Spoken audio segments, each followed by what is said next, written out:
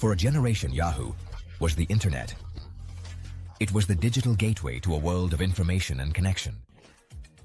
The familiar purple logo and the clean interface offered a sense of familiarity and trust. In the early days of the web, Yahoo was a pioneer, a guide, and a cultural phenomenon. It's hard to imagine now, but for a time, Yahoo seemed unstoppable. Its influence extended from news to finance, from email to shopping. The company had captured the spirit of the times.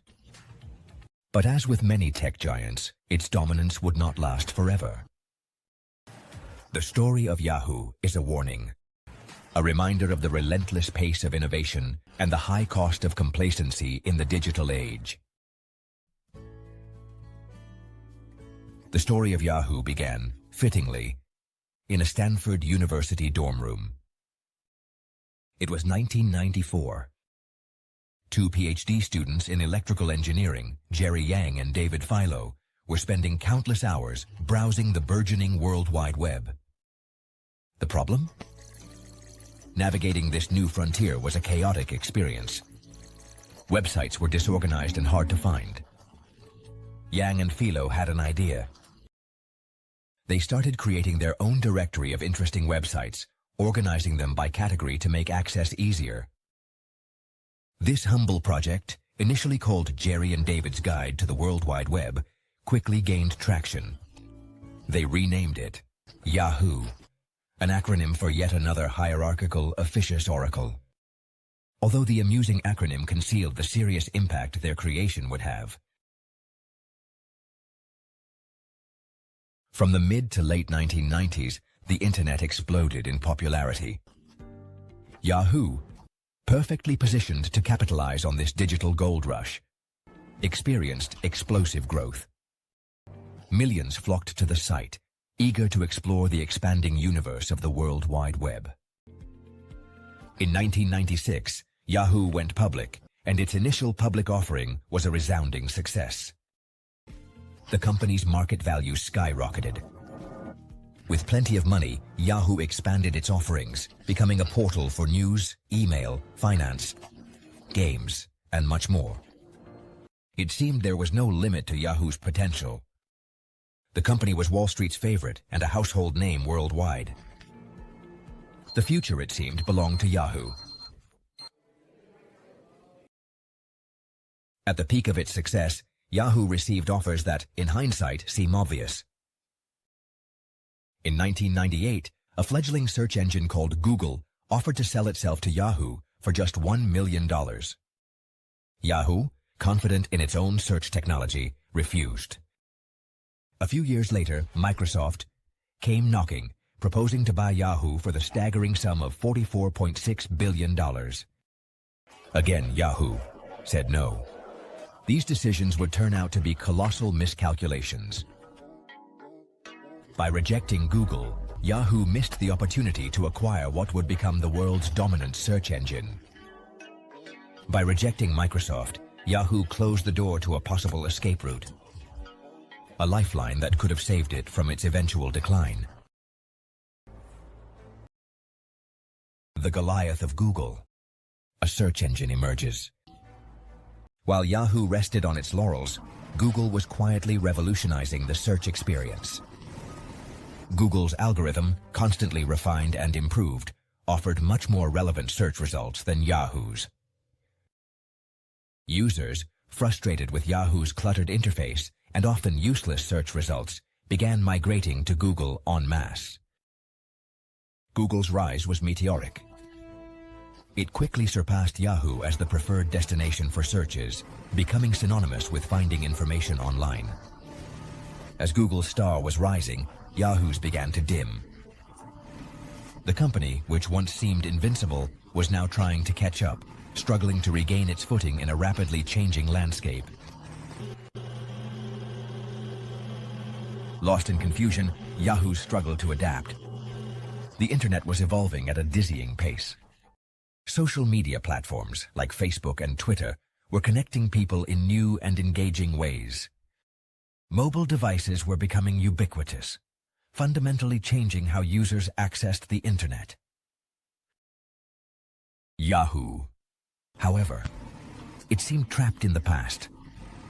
Its portal, once innovative, felt clumsy and outdated in the era of sleek social networks and mobile apps.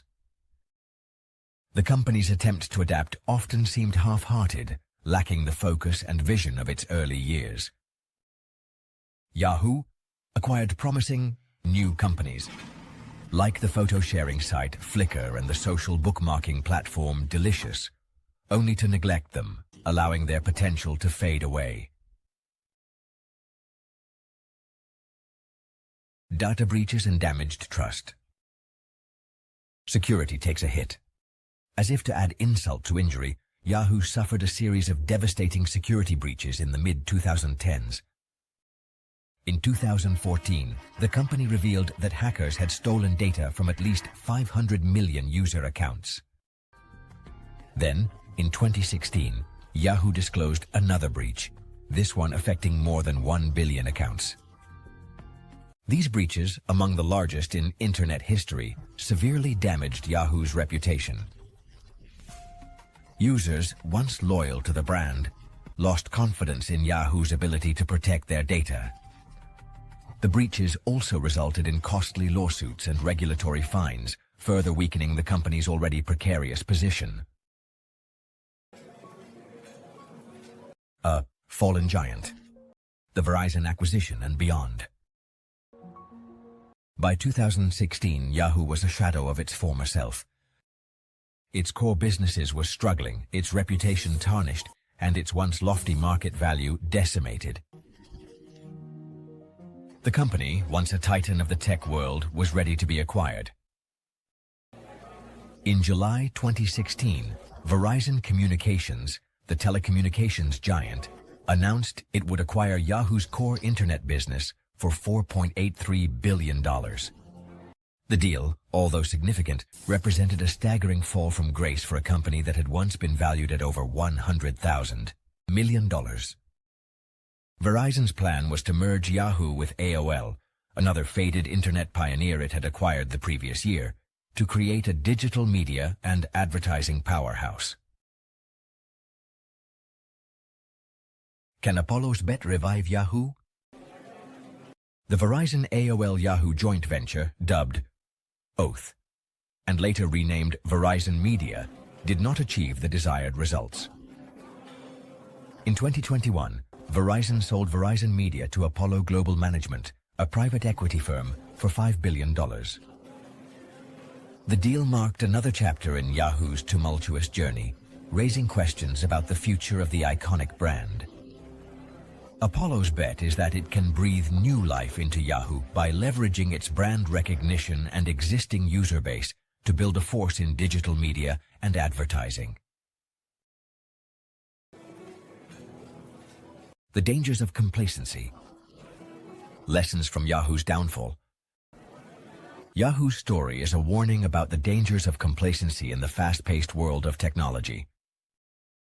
At its peak, Yahoo seemed untouchable. But its inability to adapt to changing market dynamics, strategic errors, and security failures proved to be its downfall. The company's story underscores the importance of continuous innovation, strategic vision, and an unwavering focus on user experience. It serves as a clear reminder that no company, no matter how dominant, is immune to the forces of disruption that are constantly reshaping the technological landscape.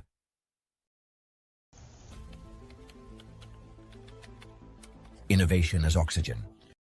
An eternal truth in technology. In the end, Yahoo's story is not just about the rise and fall of a single company. It is a parable for the entire tech industry. It highlights the relentless pace of innovation and the need for companies to adapt or die. Just as oxygen is essential for survival in the physical world, innovation is the soul of the tech industry.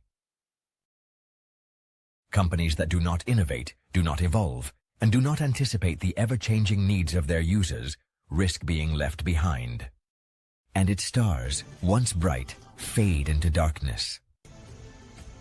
The legacy of Yahoo, ultimately, is a reminder of this eternal truth. In the world of technology, the only constant is change.